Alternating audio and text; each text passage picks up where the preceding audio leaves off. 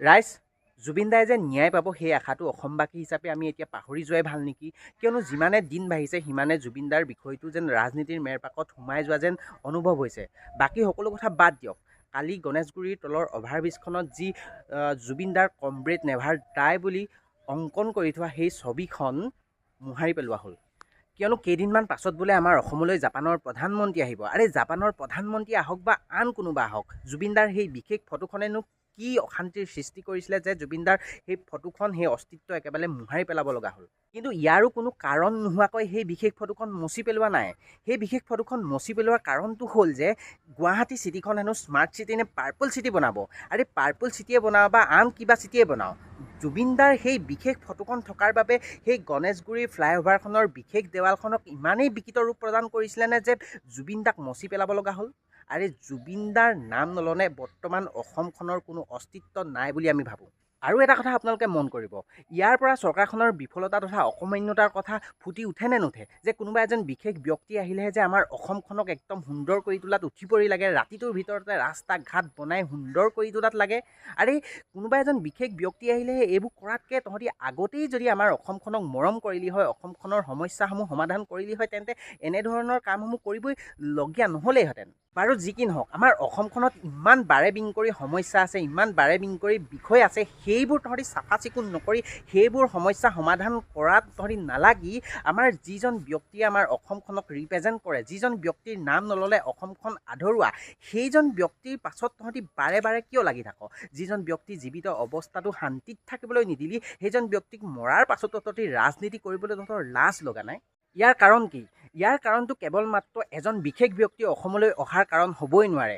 ইয়াৰ কাৰণ হৈছে জুবিন দাৰ অস্তিত্ব, জুবিন দাৰ আদৰ্শখিনি আমাৰ অসমৰ পৰা একেবাৰে মচি পেলোৱা এটা চক্ৰান্ত কৰি থকা হৈছে। আৰে তহঁতি বুজিয়েই পোৱা নাই যে জুবিন কেৱল এটা নাম নহয়, জুবিন এটা অনুভৱ, যি অসমৰ প্ৰত্যেকজন ব্যক্তিৰ হাড়ে হিমজুৱে সোমাই গৈছে। জুবিন দাৰ আদৰ্শ, জুবিন দাৰ অস্তিত্ব প্ৰত্যেকজন ব্যক্তিৰ তেজত বিয়পি আছে এতিয়া। তহঁতি অসমৰ প্ৰত্যেকখন দেৱালৰ পৰা জুবিন দাৰ অস্তিত্ব বা জুবিন দাৰ ফটোসমূহ মচি পেলাব পাৰিবি, কিন্তু অসমৰ প্ৰত্যেকজন ব্যক্তিৰ যে হৃদয়ত জুবিন দা সোমাই আছে, জুবিন দাৰ প্ৰতিচ্ছবি, জুবিন দাৰ আদৰ্শসমূহ এই হৃদয়ত যে প্ৰতিফলিত হৈ আছে, সেইখিনি তহঁতি কেনেদৰে মচিবি? নিজৰ কৰণীয়খিনি নকৰি, যিখিনি কথাত লাগিব লাগে সেইখিনি নকৰি বাৰে বিংকৰি কিছুমান কামত লাগি আছে আমাৰ অসম চৰকাৰখন।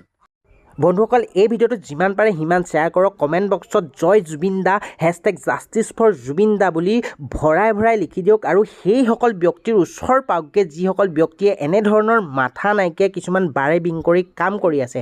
আমাৰ অসমৰ ৰজাজনক, আমাৰ প্ৰাণৰ শিল্পী জুবিন দাক যাতে এনেধৰণৰ অন্যায় কাম কৰি থাকিব নোৱাৰে, বাৰে বাৰে মৰা মানুহজনক বাৰে বাৰে মাৰি থাকিব নোৱাৰে, ইমান অন্যায় কৰি থাকিব নোৱাৰে, সেইকাৰণে আপোনালোকে এই ভিডিঅ'টো যিমান পাৰে শ্বেয়াৰ কৰি দিয়ক। চাওক, ছবিখন মোহাৰি পেলোৱাৰ পাছত জুবিন দাৰ পত্নী আমাৰ গৰিমা বৌৱে কিমান দুখত লিখিবলগীয়া হৈছে যে জুবিন গাৰ্গৰ ছবিখনে চহৰখনক ইমান কদৰ্য ৰূপ দিছিল নে অপ্ৰয়োজনীয় আছিল একেবাৰেই। মচি পেলোৱাৰ পিছত হয়তো গুৱাহাটীয়ে এক বিশেষ সুন্দৰ ৰূপ পালে নহয়নে? মানুহবোৰৰ হৃদয়ৰ পৰা পাৰিবনে প্ৰাণৰ আপোনজনক ছবিখনৰ দৰেই মচি পেলাব? দুখ লাগিছে, কিন্তু খং বা ক্ষোভ নাই।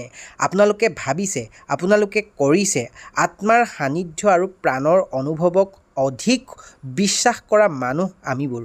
আপোনালোকে হয়তো ক'ব অহেতুক আৱেগ, কিন্তু আমাৰ বাবে আমাৰ বিশ্বাসেই সঁচা আৰু শুদ্ধ।